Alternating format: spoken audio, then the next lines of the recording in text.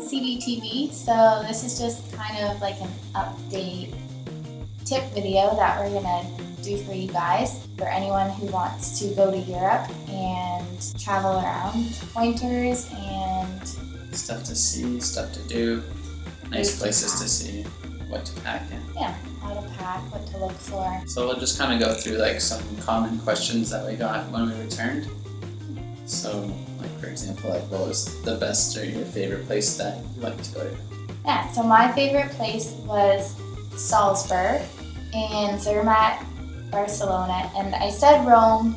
It was a nice place to visit, just all the people who were trying to sell things really took away, so that's why it didn't make one of my top places to visit, but it was a beautiful place with all the history, and Greece will always be my favorite. I love Greece. For myself, I agree with those as well, but I also like Cinque Terre, the little villages in Italy. I really like that place too. Okay, also Nice, and we also liked Venice as well.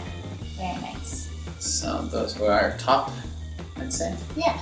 The worst place. I wouldn't call it the worst place, but the place that we didn't enjoy the most was Warsaw. That was the only one that we could think of, really.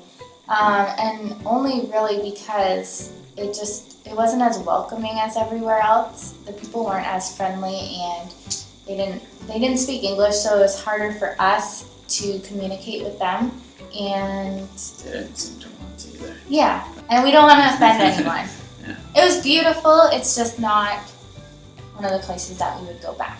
Easiest way to pack and what to pack. So the easiest way to pack we found was taking a backpack for one. Yeah, it's so much easier. It's so much... Europe isn't really wheelie bag friendly. No, especially if you go to somewhere like Venice. It's all bridges up and down. It's really hard.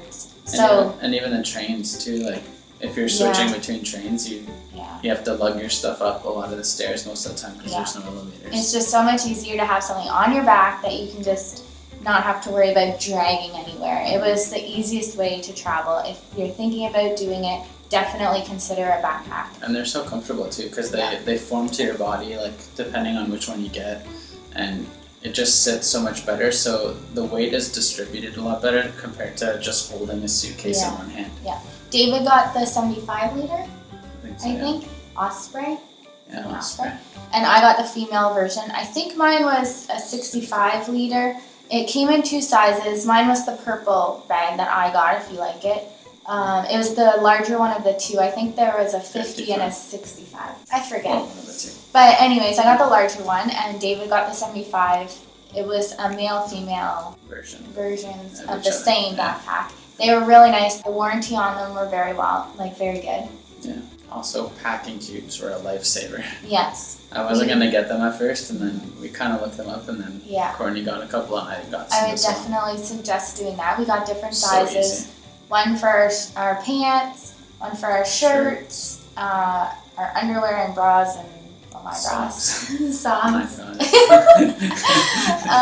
But definitely a good way to pack. It keeps everything organized so your bag doesn't become a mess. So easy.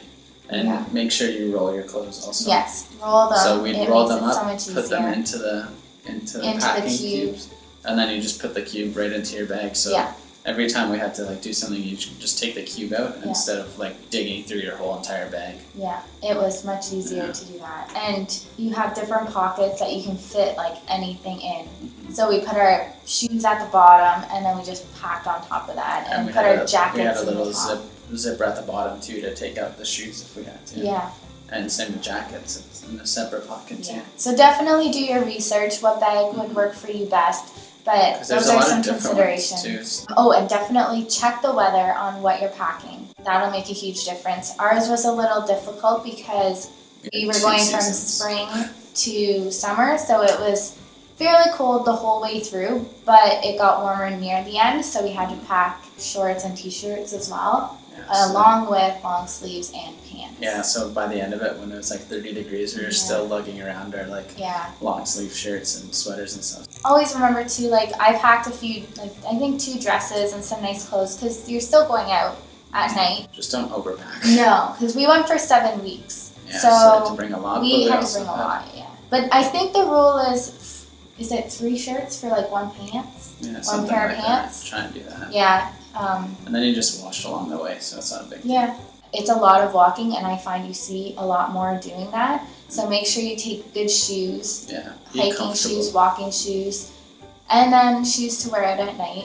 Yeah. I brought a nice pair of sandals to wear. And also remember that you can always buy stuff there. Yeah, we didn't think about that. Right? We didn't really put that into our budget to buy things, so we didn't really buy anything Nor while do we we were really there. Like shopping, so yeah, we just wanted to see sights. Yeah. But that's something that you guys could do also. Yeah, so just remember that rule. I think it's about 3 shirts to 1 pair of pants. And try and stay dark too. Yeah. Because they don't get as dirty. Yeah. That way you can wear it like 2 or 3 times before washing it. Yeah. The cheapest and best way to travel through Europe, we found that trains were the best way to travel. Everything's pretty close if you do it in a good, easy... Like if you do it in order the way we did it, it made it the cheapest, and they're all really close together, so that's what we did. And you go from like city center to city center, so like this way it's you're just already so much there. Like and you there, planes, you're like there. you have to go like 2 hours before, 3 Yeah, hours trains, before, depends how far you trains just you go there. get there. Yeah. 10 minutes before, 15. Now you can buy pre-seats in a lot of the trains. A lot of the trains don't as well. Yeah, you can reserve seats. I would suggest to, I don't know, sometimes we didn't need to. Yeah. Because when we were up north, we didn't. I think it's also the time of year as well, maybe. Yeah. But near the end, we did have to reserve seats. And some trains don't reserve seats. So if you don't have a reserved seat, like I would suggest to go earlier because they can get really busy and they do get full. Some of the trains we had to sit in the middle of the trains. If you watch our vlogs, we were sitting in the middle. We didn't even have a seat. Also, take advantage of your age. If you're under 26, you can get like the youth pass, and that makes it a lot cheaper. Like say like you want to travel for like a month. It's like unlimited travels. It's a lot cheaper to buy that pass and just go unlimited as opposed to keep buying. Yeah, so we didn't take advantage of the Rail Pass or anything like that. But definitely research for yourself. And if you're thinking about doing this, definitely do it before you turn 25, 26 because honestly, all the benefits are under that age. And get an international student card from your university or college. Yeah, if you're still in school, you get so many benefits. I got so many discounts on that. Yeah. We also took advantage of some overnight trains. It's not something I would suggest or recommend to anyone. It was really bad But it's a way to save. Because you're gonna pay for the hostel or the hotel or whatever at night. It is a way plus to the save. train ticket, right? So that ends up being and then you wake up in the morning and you're in the next place. So so it's a handy way to travel. It was very handy and it was a cool experience, I must say. Yeah. But it was never done that before. Yeah. It wasn't the best sleep. We also took advantage of some flights because near the end the train rides were getting a little long and the timing didn't work out as well, so we took some flights. You can get some cheap flights if you look at like Ryanair. Research them because there are some cheap flights out there. Yeah. It's really cheap to fly within Europe as well, but you just have to look it up as well. So and plan kind of ahead. Yeah. We did take one bus. One bus. That was another cheap way to travel. It didn't take too long. Yeah, we didn't even mean to do it though. We thought it was a train. Yeah, we thought it was a train. And there was like a strike, so then we had to take the bus. Yeah. But it was really comfortable. It was a double decker, and it was like super comfy and plugs and Wi-Fi, and it was nice. And there's also overnight buses that could be instead of the overnight trains, which I read aren't as loud and as bumpy and everything. Price range for the trip. Ours was $5,000 to $6,000 total for the whole entire trip. 7 weeks per person, which we found it's actually not too bad for everything. It included everything, our hostels or hotel rooms, food, our traveling, sightseeing, everything. So it was like what, $850 a week almost? Yeah. That's not too bad. So, and you can even stay cheaper than what we did. We stayed in double rooms for hostels. And hotels. Which made it a little more expensive. You can stay in rooms with like 20 people if that's like what dorm you're rooms, into. And they're like it's 20 euros a night. Yeah. So if you're okay with that, then you can do it really cheap. Like I would say $500 to $1,000 a week. Yeah, like if you were with a bunch of your friends, then you guys can just get like a room for like even 4 people. Yeah. Like say you're with 4 people, and that's so dirt cheap. Yeah. There's even couch surfing if you wanna dive into that sort of stuff, which is free. Yeah. Apartments, we stayed in one apartment. There's like a website that you can go onto and people allow you to stay in there for the weekend or 2 days or whatever. Yeah. So, I mean, that's something else that you could look into. It was really handy because we could buy our food, make our supper, make our breakfast. It was really nice. If your time allows it, you can even do house sitting. Yeah. There's some places where like someone just needs to go away from the weekend and they need you to like watch over their cat or dog.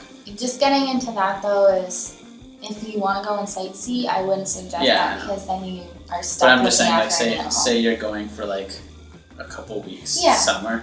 If it's not like how we were like backpacking like nonstop, if it's something like that, you can. That's something. There's cheap ways to stay. Yeah. Sure, you definitely look for pickpocketers, and they tell you along the way. Paris was one of the ones that really Paris, Barcelona. We got pickpocketed. But luckily they didn't get anything from us because I didn't keep anything in my little wallet. They gave it back, and so nothing was missing. But you definitely have to make sure you keep everything safe. There's a bunch of different like scams that they do. Like they say like, oh, can you sign this paper? Yeah, watch for that as well. Someone could be in your pocket, or they just try and take money from you. Yeah. There's also, when there's signs that say beware of pickpocketers, like you automatically check to make sure. Yeah, don't do that. Yeah, there's people watching to make sure which pockets you're checking in, so that when you leave that area, they can go there. Make sure when you go out from your hotel room, wherever you're staying, that your wallet is in a safe place, not in your back pocket, in a closed bag or something that's close to you, and just always just be watching. Honestly, it wasn't that bad for us, like just the one place where we got pickpocketed. But other than that, like I felt safe everywhere we went. Yeah. And even in Paris, when they had all those warnings, not once did I ever even see anyone pickpocketing someone. I know they're professionals, but I felt safe wherever I was. So it's just a precautionary, so nothing happens, because that would be a damper on your trip to lose a bunch of money. Yeah. So don't carry a lot of cash on you either if you can help that. Yeah, get like a debit card like what we had. We had a traveling one where if we were in a global alliance, we didn't get charged, so just take out little by little, and then you don't have to worry about it. Yeah, look to see what, wherever you're from, what banks are associated to wherever you want to go, and see if you can do something like that. Yeah, that's it. I hope you enjoyed this vlog and are getting lots of good tips from it. If you have any other questions for us, put them in comments leave it below, and we'll answer them for you. Yeah. Don't forget to like, share, comment, and subscribe, and check out our other vlogs so you can see where to go maybe and get other tips ideas. Yeah. Bye.